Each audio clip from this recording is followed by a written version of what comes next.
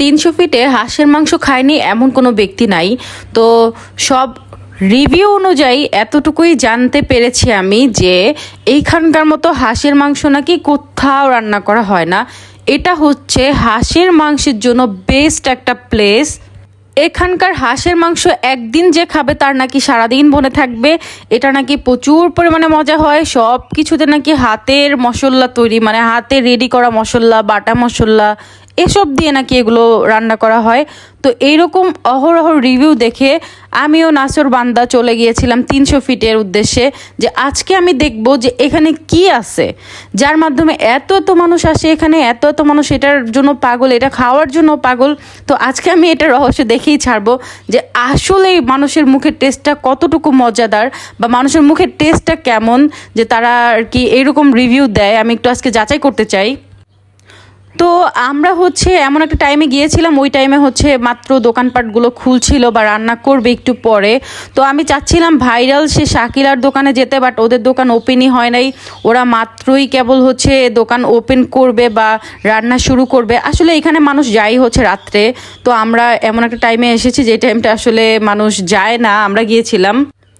তো আমরা 300 ফিটের নানা ভাই একটা হোটেল আছে, সেই হোটেলে চীনা হাঁসের মাংস প্রথমে ট্রাই করি, যেটা কিনা খুবই খুবই খুবই জঘন্য, নগণ্য, বিচ্ছিরি, মানে যেটার কোনো টেস্টই নাই ভাই। যারা বলেন অনেক জুসি টেন্ডার সেই মজা, তারা কই ভাই? আমি বুঝলাম না আপনাদের মুখের রুচি খারাপ নাকি আমার মুখের রুচি ভালো না।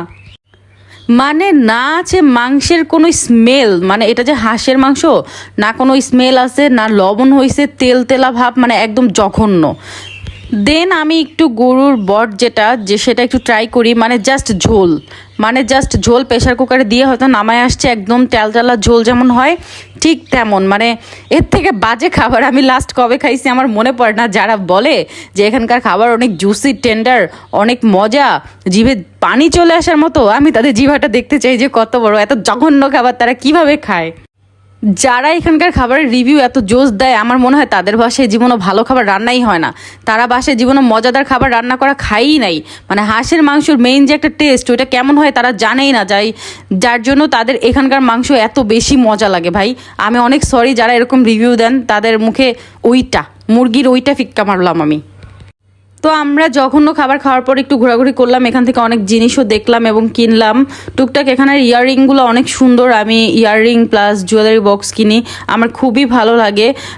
ওভারঅল এখানে চায়ের দোকানের চাটা খুব মজা। আর এই পাশের এই যে যে জায়গাটা, মানে এই যে একটা সময় সন্ধ্যা হচ্ছিল, এত সুন্দর লাগছিল, মানে খুবই ভালো লাগছিল। ওই সময়টা আমাদের অনেক কাজের একটা চাপ পড়ে যায়, যার জন্য আমার বেশি সময় এখানে থাকতে পারলাম না, আমাদের চলে আসতে হয়, যার জন্য আমি জায়গাটা অনেক সুন্দর করে দেখতে পারি নাই। তবে জায়গাটা যেই কারণে বিখ্যাত ওই কারণটা একদমই ভুয়া। এখানে একদম জঘন্য নগণ্য, একদম বিশ্রী রকমের হাঁস রান্না হয় এখানে। হচ্ছে আমি কিছু লোককে জিজ্ঞাসা করছি, ভাই আমরা এই হোটেলে খাইছি, এই হোটেলের খাবারটাই বাজে নাকি ম্যাক্সিমাম হোটেলের খাবারই এরকম হয়? তো ওইখানকারই লোক, কিছু লোক তারা বলতেছিল না আপা, এইখানকার ম্যাক্সিমাম হোটেলের রান্নাই বাজে। মানে এখানে আপনি ভালো তেমন কোনো পাবেন না, হয়তো হাতে কোনো দুই একটা থাকতে পারে ভালো, বাট ম্যাক্সিমাম রান্নাই হচ্ছে এরকম জঘন্যই হয়। তো অনেকে এসে এরকম রিভিউ দেয়, তারা ভিডিও বানানোর জন্য, ব্লগিং করে, ভিউ বাড়ানোর জন্য এরকম রিভিউ দেয়, বাট এটা ঠিক না। কারণ আমরা হচ্ছে আপনাদের ভিডিও দেখে ওইখানে যাই, যে হচ্ছে খাওয়ার ট্রাই করি, কিন্তু আপনারা এমন জঘন্য রকম রিভিউ দেন, ভালো ভালো রিভিউ দেন, আমরা যেহেতু হতাশ হয়ে যাই ভাই। শুধুমাত্র ব্লগিংয়ের জন্য এরকম থার্ড ক্লাস মার্কা রিভিউ দিবেন না ভাই।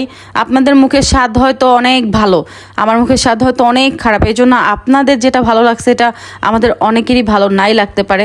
এখন অনেকে হয়তো বলবেন যে আপনার মুখের রুচি ভালো না, ভাই আমি আপনাদের সবাইকে ওই হোটেলটাই খাওয়াইতে চাই যেখানে আমি খাইছি। এখন বললেন না ওই হোটেলেরই খাবারটা শুধু বাজে, কারণ এরকম ম্যাক্সিমাম হোটেলের খাবার বাজে, এটা ওইখানকার লোকেরাই বলছে।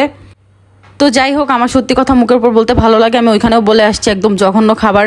আমি যে কোনো জায়গায় যাই আমি টাকা দিয়ে খাই ভাই, আমার কেউ মাগনা খাওয়ায় না যে আমি মানে ওইখানে ফেক রিভিউ দিব। আমি হচ্ছে অনেস্ট রিভিউ দিতে পছন্দ করি, যার জন্য আমি অনেস্ট রিভিউ দিছি যে আমি এখানে 300 ফিটে গেলেও জীবনে কোনো দিন হাঁসের মাংস অন্তত খাবো না, এইসব মানে জঘন্য রকমের খাবার এইসব জীবনেও আমি খাবো না ভাই। যাই হোক, কেউ যদি বেবিদের নিয়ে যেতে চায় ঘোরানোর জন্য তাহলে এই জায়গাটা বেস্ট বেবিদের নিয়ে ঘোরানোর জন্য।